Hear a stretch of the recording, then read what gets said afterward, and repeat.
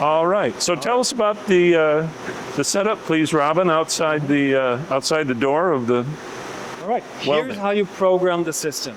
Up here we do have our touch screen where you can navigate through different menus in order to use the system. For example, here's a big database of parameters.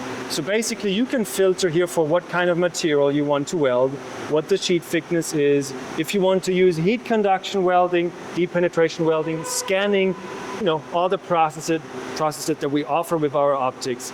And then it gives you advice on what parameters to use, on how much power, what the focal precision is. So it makes it very easy for you to get started with laser welding. At the same time, it's also very easy to program, because you have a big, large screen here showing where you're aiming and a line laser that tells us where the Z position is. And you can monitor the process live. So whenever you're creating a program here, you create those programs here. Every program is stored in our software.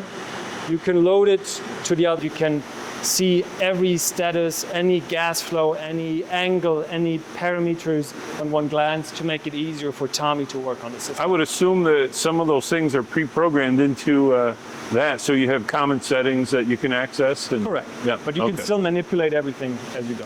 You can still customize it. Yes. Right. Okay. And people in welding might be used to the KUKA pendant there. Yeah. Same type of idea for programming that?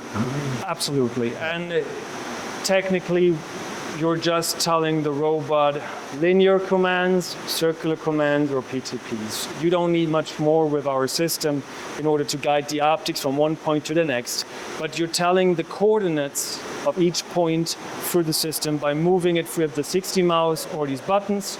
You tell him every point by point, and the system itself connects them automatically and holds the line as precise as possible, which is important for laser welding. Okay, great. Thank you. We appreciate that.